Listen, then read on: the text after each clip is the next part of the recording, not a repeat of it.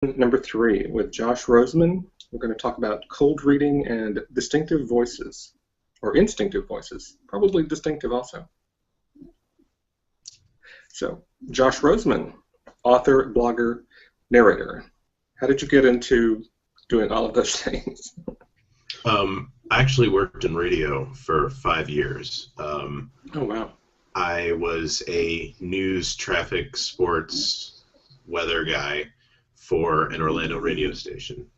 And I kind of always wanted to do voice work and acting, things like that. And so over that course of time, over that period of time, I got into doing a little bit of internet radio on a very small channel with like 20 or 25 people. And that was fun. And then I sort of moved into podcasting. I had my own podcast for a little while, but it was just reading stuff off my blog, so that's not really optimal. And so I stopped doing that, and then one day in, I guess, 2007 or 8, Tony C. Smith put out a call for narrators for Starship Sofa, so I was like, oh, I'd like to try that, because I've been trying to get in to Escape Artists, and I was having difficulty. Yeah, they don't really publicize how they accept new readers. I think that they generally just ask them when they hear someone they like. Yeah. I did get the previous editor. I did audition me, but it wasn't until Sean Garrett became the editor that I actually started doing performances for them. Yeah, so Tony sent out the thing, and I said, hey, I'd like to give it a shot. And he said, well, I have this longer Jason Sanford story. Would you like to try it? Sure, okay. And I get this Jason Sanford novella called Sublimation Angel. Yeah, so trial by fire. So I did the thing,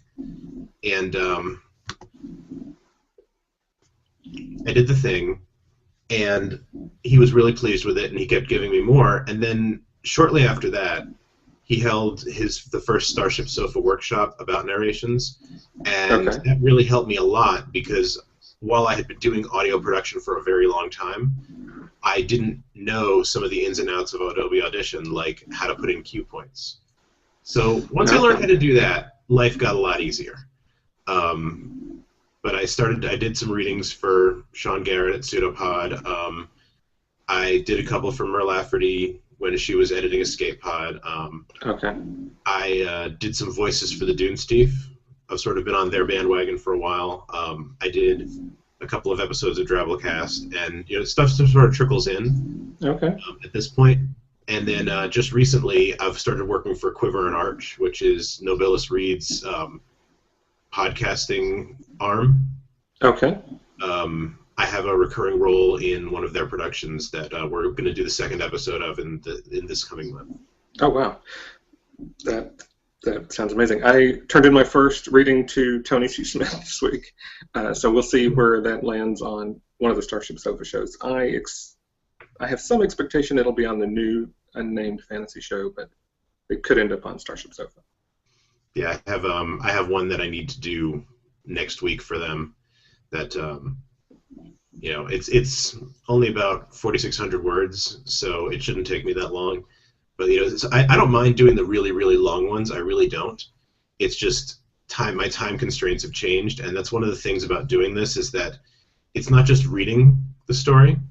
It's editing it. That too, but I mean, it's also the flubs and the figuring it out. Like when I did the Moon Moth for Starship Sofa, that was a 2.5-hour raw file that I sent to Adam, the assistant editor, because I wasn't sure if he would be okay with the singing. Oh, right. Yeah, you mentioned that. So I don't sing either, so. Well, I do, but I can only hit about 5 notes in 2 octaves. Oh, no. Yeah. And of course, last Halloween, not last, but the Halloween before at work, we were going to do a scene from Dr. Horrible, and I had to play Captain Hammer, and it was a singing scene, so we practiced in my car a lot. That's awesome. Oh, speaking of practicing in the car, I put a video on my channel about why people record in their closet, and one of the segments I'm recording inside the car as a place that has more sound muffling qualities. So do you record in the car much? No, because I have back in 2002. Wow, way back. I purchased, in the days of yore, before Facebook, I purchased some professional grade audio equipment because I was an audio professional at the time. Like I had spots that were running on several Orlando radio stations, and Orlando is a top 40 market. So Okay. I figured it was worth the expense. So I could just read into my computer if I really wanted to, but I have, and it'd be kind of hard to show it, but I mean, I guess I could pick up my computer if you want me to. I have a full audio board, a 12-track mixer, Wow. a computer just dedicated to this, two professional microphones, and about 1,000 feet of different kinds of cables, so I can hook anything into this. Wow. I brought it with me in 2003. The internet radio station I used to be on, which is defunct, so if I told you what it was, it wouldn't really matter. They were asked to DJ a convention in New York. So I packed all this stuff up and brought it up to New York, and nobody really understood what was happening except me, so I didn't get to do anything at the convention. I just kind of sat in the dealer's room and made sure nobody broke the equipment. Right, of course. Yeah, okay, wow. So if you want to show us your equipment, that's fine. If it's going to be too much work, we can go on to something else. I think maybe we'll try it at the end if we have time, Okay. because I would have to unplug the computer. The one thing I will say is the computer that I have in here dedicated just to audio doesn't have the internet on it. So no interruptions while you're recording. Yeah, plus it's ancient. Oh no. All it has on it is Notepad and an ancient version of Adobe Audition. Like before it was called Adobe Audition, that's how old this computer is. Cool Edit, I bought Cool Edit back in 97, 98. Yeah, I got it from where I worked. It was given to us. I think I got it in 2001. Okay. It isn't very reliable on any devices. It was okay under XP, but you really needed like Windows 2000 to run it. Fortunately, I have Windows XP Media Center Edition. Okay. Could be worse. Could be Vista. My parents still run Vista, so yeah, I have to deal with that.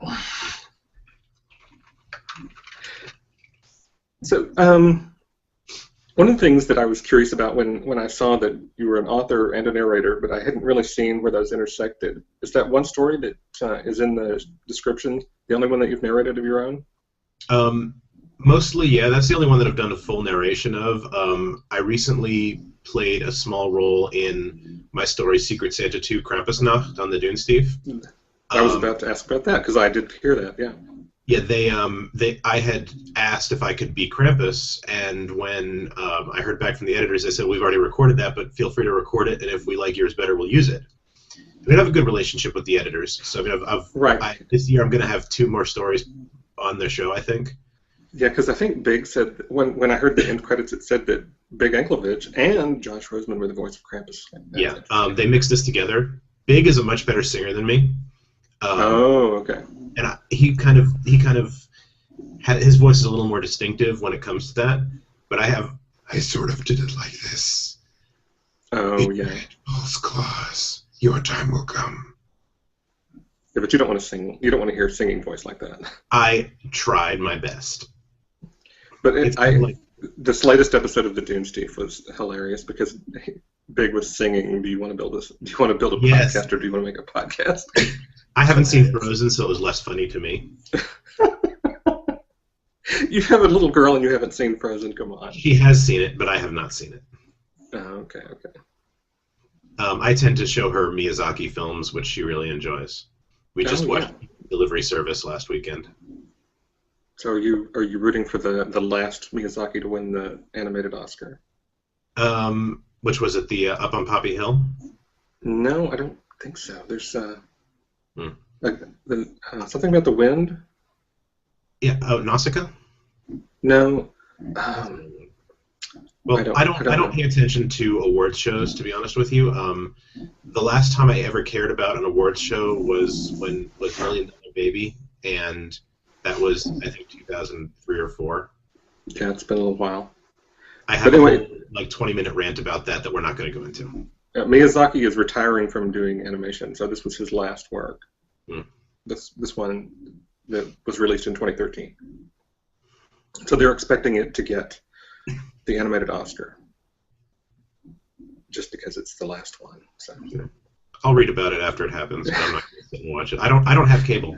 I don't even have it. Wow. Yeah, I cut the cord when I moved. Well, you know, with podcasts and YouTube now, you don't have to have cable. So unless you get your internet through cable. No, I have fiber optic, but yeah. Sometimes they make it cheaper to keep all of it, you know. So, voices. Yeah. So we wanted to talk about instinctive voices today, and you gave me a lot of notes on all the different episodes you sent for people to go listen to. So be sure, everybody watching, go check out some of these episodes of all various podcasts where you've done these readings. Tell us a little bit about your process for developing those voices. Well, what I do, and I actually sort of came up with the way that I explain this by talking to my daughter, because I read to her. Right. And I enjoy doing the voices for her, and I've always enjoyed doing funny or silly or strange voices. Even as young as 12 or 13 years old, I was doing announcing at summer camp. I think I basically wanted to be a wrestling ring announcer. Wow, there you go. Yeah, my dad and I used to watch wrestling together every week when I was a kid, and I always thought that was pretty awesome. Yeah, so what I tell my daughter is I really only have 10 voices, and I just change the pitch. So, for example, when I read her The Phantom Tollbooth, I used the voice kind of like this for the humbug, because he's kind of a mincy character, kind of wishy-washy. And then when I was reading her The We Free Men by Terry Pratchett, I got to the part where we are introduced to the character of the Toad attorney. And I just pulled out the next available voice in my head, and it happened to be this. Because, what do I know? I'm a toad. And the first thing she says is, that's the humbug voice. So basically what I do is when I will, and I know the book well enough to know, because I've read the book 2 or 3 times before I read it to her, what voices I'm going to need to use a lot. So, for example, when I get to the main Fiegel character, Rob Anybody, I'm just going to put the Scottish accent on my voice. And it's not a very good Scottish accent, I'll admit to you, because mostly I get my Scottish accents from watching Star Trek. So I'll do that. Do a Tony C. Smith voice? I can, but I don't want to seem insulting. Because he has a very strong accent. Tony has a very distinctive voice. I can't. I can only do like one of his signature lines, and I'm not going to try it. So. Yeah. Well, it's interesting. I think I could try to talk like that. Yeah, signature lines are a thing, so I'm going to change the name of the doctor, but I used to work with a doctor back when I was producing radio shows. I'm going to call him Dr. John Smith, and he's a cardiologist from, let's say, from Jones Cardiology, which is not the name of the company. And so I would see him, and I have to move my seat back a little to do this. I'd see him sitting at the studio, and he'd be standing up, and he's not a very tall man. He'd be going like this, I'm Dr. John Smith from Phillips Cardiology, and I'm here to take your questions until 3. And every time he'd move his arm, and he'd make a fist. So, yeah. The gesturing was part of his speech pattern. Yeah, but yeah, some people do. They talk with their hands. Apparently, he talks with his fists. But yeah, so what I'll do is I will read a story, and I won't read it all the way carefully, especially if I've never read it before. I'll skim it looking for big words, italicized words, which I had to do when I did the Moon Moth because there are so many made-up words in there. And I'll look and I'll try to get a feel for who the main character is, and that main character will usually be my normal voice or whatever voice I choose to narrate the story in. Because sometimes I'll go a little bit higher, like if the character is a little bit younger, and I'll sort of cut my voice off right here, as opposed to using my chest. I'll speak from higher up in my mouth. Right. I can't get any lower than my chest. My voice is fairly deep anyway. Right. But there's a an anime voiceover person. I can't remember her name, but I saw her give a talk where she talked about there are 3 places to speak from. There's your chest, your throat, and your head. So Okay. yeah, I'll sort of decide which area I want to speak from and which character I think is going to be the main character. And one of the stories that I gave as an example, When Caverns Yawned, I made a mistake in a character choice there. Normally I hit it pretty well. Just I've read so much. I've read so many books. I read so fast that I can sort of get a feel for where a main character is. But I haven't read a lot of pulp stories or older sci-fi other than a lot of Heinlein. So I didn't realize that the POV character, the secret agent, wasn't going to be the main character. So what I did was I do this voice where I will push hard out of my diaphragm and sort of sound like I'm a little out of breath and a little scratchy. And I sometimes will use that as an intelligent person voice. I have no idea why. But I gave that to the doctor, the scientist character, who I realized after about 25 minutes into a 1.5-hour recording, this was the main character. And he was going to do a lot of declaiming and monologuing. And after about 45 minutes, I could barely speak, and I was drinking water every 5 seconds. And then I get to a point where it says, he boomed in his stentorian tones, and I said, oh, crap. Because I can certainly do stentorian tones, don't get me wrong. It's not at all a problem for me to sound sort of full of myself, like I'm 6'8", with a pompadour, kind of like the main character in the Mike Resnick Catastrophe Baker stories. But I was not doing that voice, and I didn't want to go back and do 45 minutes of fixing everything. So you had to add stentorian qualities to the voice you were doing. Yeah, I would have to restart. And, I mean, I've restarted on occasion when stuff has gone wrong, but I just went with it, and then I asked Fred, the editor, if there's going to be another one of those, please assign it to somebody else because I've completely screwed up the voice. And he said that he didn't think there were going to be any more. But the way that it was written, I expected more. So that was a mistake on my part. Okay. And sometimes that happens, but usually, I mean, the best way to tell what a good voice is to read a lot. And to read a lot in your genre so that you get a feel for the storytelling. The reason that I don't like to read the stories in advance is because I like to be surprised. I don't want to know what the ending is going to be. You get to inject more emotion when things happen. Yeah, and I've never watched myself do a recording because I don't have a mirror in here. But I imagine it'd be interesting to watch my eyes as I'm reading. It's the same way when I would do news. I could take a wire story, and I could just read a wire story, and you just, after time, you instinctively know, this is where you pause, this is where you breathe, and the wire stories help with punctuation. There's techniques to news writing where you write sentences so that people can say them. Right. And you don't get that with fiction, but that kind of background is very helpful, so that you can also know where to put in breaths when there aren't commas. When I'm a writer, and if you read some of my short fiction, you'll see that there are a lot of super duper long sentences. It's a thing. I love the em dash. I like to concatenate sentences in interesting ways. But I always write them as if someone's going to read them. And not everybody does that because not everybody has a voice background. Right. It's not perfect, but I will write a really long, difficult sentence when I want my reader to be out of breath. Okay, wow, there you go. So speaking of stories that you weren't familiar with their writing style, the ones that I've been reading these, are narrating these stories from the 1870s. Mm. So it's an American author. He wrote for The Sun in New York. Mm-hmm. And so they appeared in the newspaper. And some of these stories, the end kind of sneaks up on you. You're going along, and it just kind of has this little moment. It's like, that's the end. It's like, oh. It's interesting. My pacing wasn't, set to give some kind of conclusion. So. Yeah, Marshall Latham asked me to narrate Gift of the Magi for his Christmas episode this year on Journey Into. Right.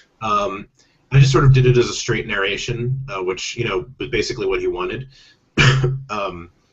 I had never read The Gift of the Magi before. I knew the story, but I'd never read it because I did not grow up Christian.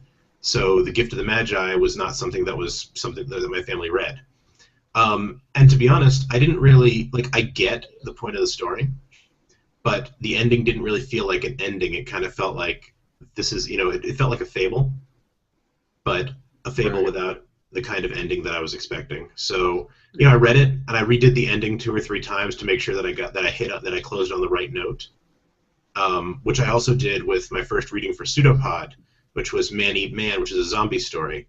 And over the course of the story, you find out the main character is more and more of a d-bag, and toward the end, he's just getting more and more freaked out. So it's like I tried. Like, I remember when I was reading it, I was leaning closer and closer to the microphone and getting quieter and quieter. I just want to get in. Just open the door. The endings are hard to record, and if there's something I'm going to re-record more often, it's going to be the ending, like the last 2 or 3 paragraphs. Wow, that's very helpful. I should have probably done that, because I got to this most recent ending and I'm just going, wow, I kind of stumbled into that. Because it seemed to set it up like, oh, this character's going to die, and then he says something and you're going, oh, he's not dead already? He's going to live? No, he's going to die. And this Forrest Gump type character has a response after that, and you're just kind of going, what? Yeah, another thing that I do when I'm narrating, and this does help a lot, is I don't just sit in front of the microphone. I mean, I know a lot of people prefer to stand. When I learned how to do radio, I was sitting because I'm tall. I'm a little over 6 foot tall, and if you've ever been in a radio studio, most of them, if you're going to sit, you have to sit on a high chair. And a lot of folks who were producers were not super short or anything, but they were between 5'8" and 5'11". So it was better for them to stand. They were more active, but because I'm very lazy, I figured out how to do this sitting. I got everything where I needed to be, like over on the right side were all of my carts, because I was doing this in the days before digital. The left side I had my shows, the middle was the board, and then up here was the sound effects machine. Computer was so everything was in reach. So I learned how to do this sitting. So I learned how to project my voice and speak authoritatively while sitting. And our morning news anchor was like 6'5", and he did the same thing. But what I do is I move around the microphone. When I did Sublimation Angels for a couple of the characters, like if the microphone's here in front of my face, generally, I kind of came around the microphone a little bit. When a character yells from off screen, this is something that I learned to do when I was doing live radio. You kind of have to move around. You can't just yell and then post-produce it later. You can't pause and take a step back. So what I'll do sometimes, I'm going to yell. I'll put my arm up in front of the microphone. Oh. To keep it from popping out, so I don't have to lean back. Like you may have heard on some podcasts, you get folks who maybe are in an apartment building or in a dorm room, and they don't want to yell and disturb everybody, so they'll yell like this, and they'll kind of push from their diaphragm a little bit. But I'll just put my arm up here and say, "Hey, get over here!" Or if someone's talking off screen, I will do this and turn my head.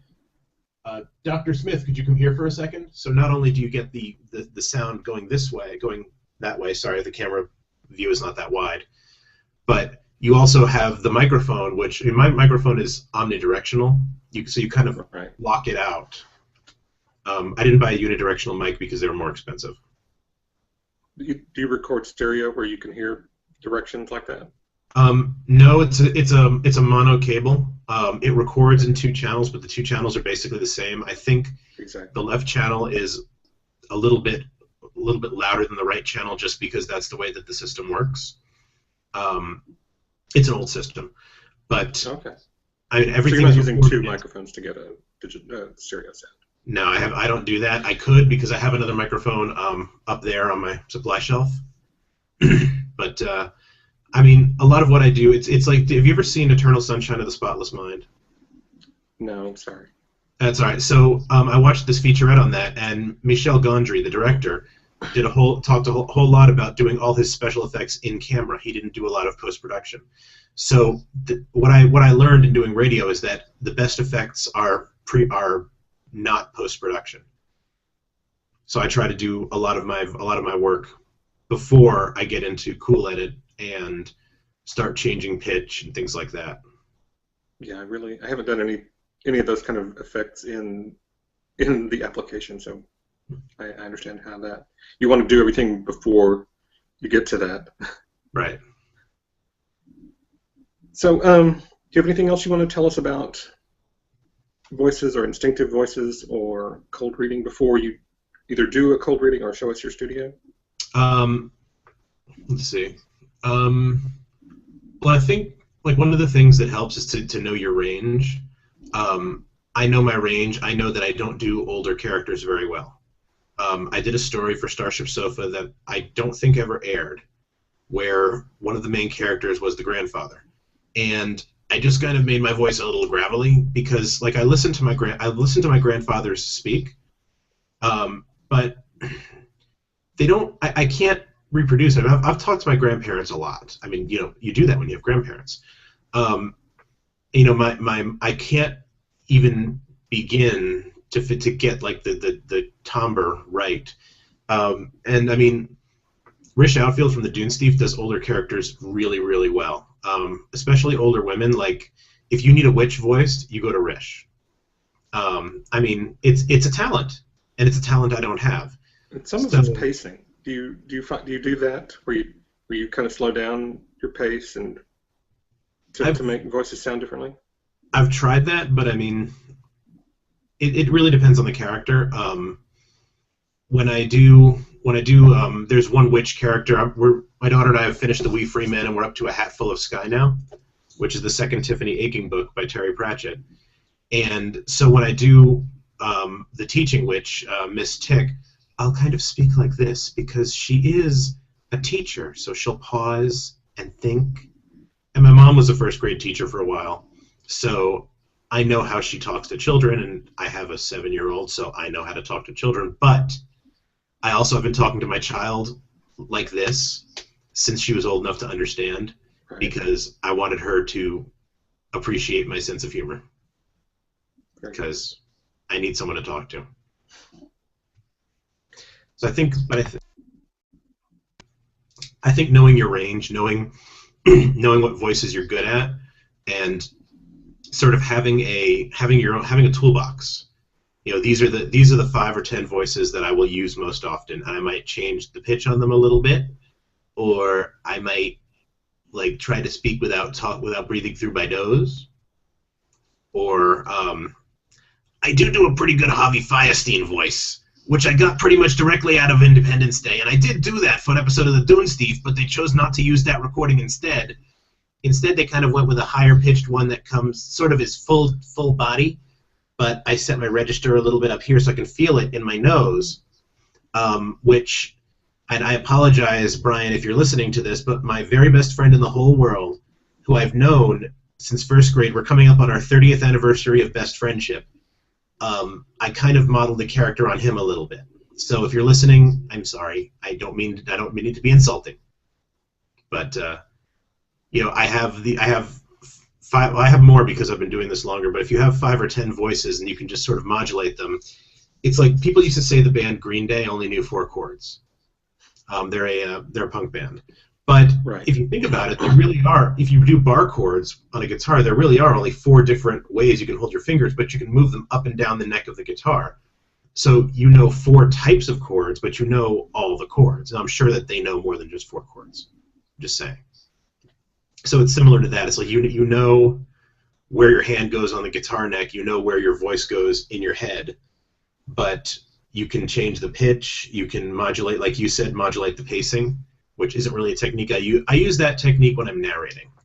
Right. Build suspense to make the reader feel what I think they need to feel. So that's kind of my that's kind of what I do. Is I try to make the reader feel what I was feeling at the moment that I read the story, which is why I don't read endings, because I may be completely surprised by the ending, and I'll read it like I'm completely surprised. I may not like the way it sounds, but I'll remember how I read it, and I'll go back and I'll read it exactly the same way, but maybe I'll change a voice, or I'll change a pitch, or I'll fix a word that I screwed up. So that's basically what it is. It's the cold reading thing. The thing that I like about it is I get to share my emotions with the listener. what I felt at that moment, and They're practice. genuine. Yeah. Do what? And those emotions are genuine, so you're not having to remember or put on what you think is supposed to be there in the text. Right, and I've read Will Wheaton's blog talking about doing table reads when he's on Big Bang. Oh, right. And like, I get the point of doing a table read. Obviously, you want to work on the script with the writers and know how things are supposed to sound, but nothing can really replace the reading it for the first time. Maybe actors do when they read it for the first time. They read their lines out loud. I actually just did this yesterday. I got the script for the second Quiver and Arch story that I'm going to be doing, and I didn't read it. I skimmed past the beginning part of it till I saw my character's name, and I started reading my character's lines. And sort of as I'm reading it in my living room on my laptop, I'm sort of moving my head. Like, there's a part where I have to speak off screen, so I turn my head and I turn this way, and I kind of look over this way so I can read the lines, or I'll put my head like this or like that, or do hand movements and things like that. So it really is acting. Okay. So you're going to do a reading for us? Yeah. This was kind of funny. So last Monday, we got to the point in A Hat Full of Sky when the Feagles learn to talk. And for those who haven't read Terry Pratchett's Tiffany Aching or any of his Discworld stories, the Nakmek Feagle are these 6-inch tall blue pixies that are basically very angry Scottish men. So pretty much what it is he is Rob Anybody, the leader of this group of Feagles, and is being forced to learn how to write by his wife, who is the real leader of the Feagles. So I started reading it, and I apologize to any of our European listeners because I do have to do Scottish accents for this. And they sort of meander into Irish a little bit because my Irish is a little better than my Scottish, but I have to start Scottish to get there. It's like whenever I do a Hispanic character, they always start sounding Russian, and I have to stop and re-record lines because I can do Russian accent pretty well. But if I try, I can't even do a Hispanic accent without listening to one, which is weird because I grew up just outside of Miami, and there's a lot of folks there who speak Spanish. So I'm just going to read a little bit of A Hat Full of Sky. And yes, I've read this before, but it's sort of an example of the process.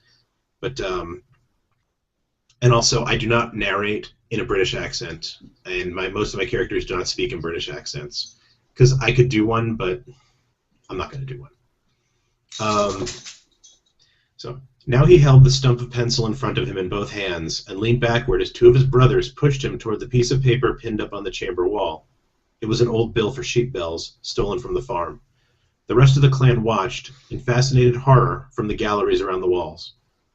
"Maybe I could kind of ease my way into it gently," he protested, as his heels left little grooves in the packed earth floor of the mound. "Maybe I could just do one of the commas or full stoppies. You're the big man, Rob Anybody, so it's fitting ye should be the first to do the writing," said Jeanie. "I cannot have a husband who cannot even write his own name. I showed you the letters, did I not?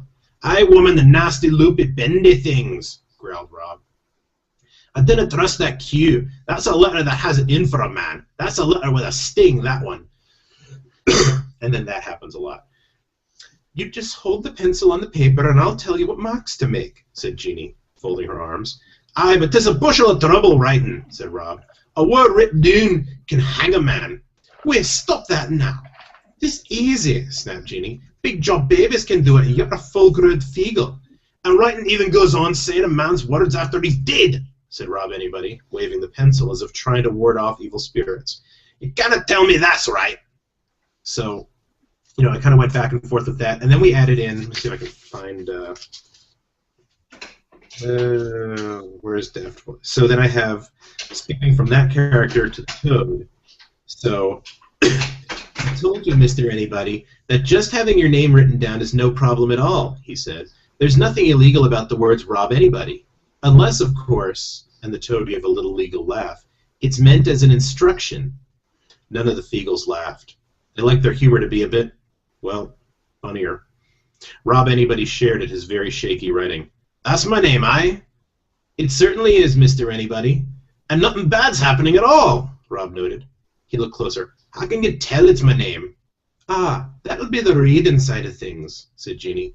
That's where the lettery things make a sound in your head? Asked Rob. Exactly so, said the Toad. But we thought you'd like to start with the more physical aspect of the procedure. So sometimes when it totally depends on experience as to how much space you leave between changing characters. Having done this for a while, I can switch pretty quickly. But I mean, there's no shame in if you need to stop, take a drink, and start again. That's fine. You just have to go back and edit. So as a lazy person, I prefer not to edit if I can help it. I got a comment from somebody that's watching live, so let's see. Okay. Yeah, let's see. Here we go. Yen says, the importance of your own first impression is also very important for actors. He's an actor. One of my acting teachers emphasized that your first reading of a script can be an invaluable source of inspiration. Mm-hmm. Yeah, that does sound kind of like what I try to do. I've not done any acting other than this. I would like to try to get into community theater, but I unfortunately don't have enough time to do that, plus everything else that I do. Plus, I'm trying to write a new novel right now, so I could certainly go and find a community theater and stop writing, but writing's a little more important right now. If someday I get, paid for my writing, then, like an actual book contract, then maybe I can do community theater and write during the day and not have to go work in an office 8 hours a day. But yeah, I do agree that the first impressions are huge. I think that even when you go back and want to make changes, you're still sort of shaped by your first impression. Right. Have I lost you now? I'm here. Okay, there you are. Okay. It was showing your avatar.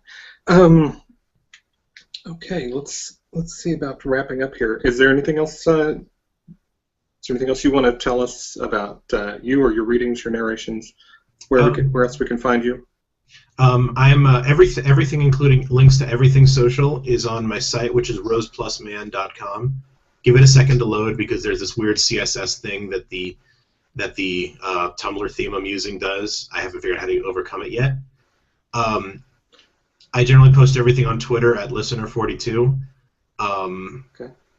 And between the two of those, you're bound to find everything. But I'm on all the social networks except Pinterest because I don't understand it and I forgot my password. I tried Pinterest. I really did, but yeah, all it seemed like was just a Tumblr with more columns. And if I really wanted more columns on my Tumblr, I'd put more columns on my Tumblr. Yes, I'm doing that right now. What I'm focusing on is I'm writing a middle grade novel.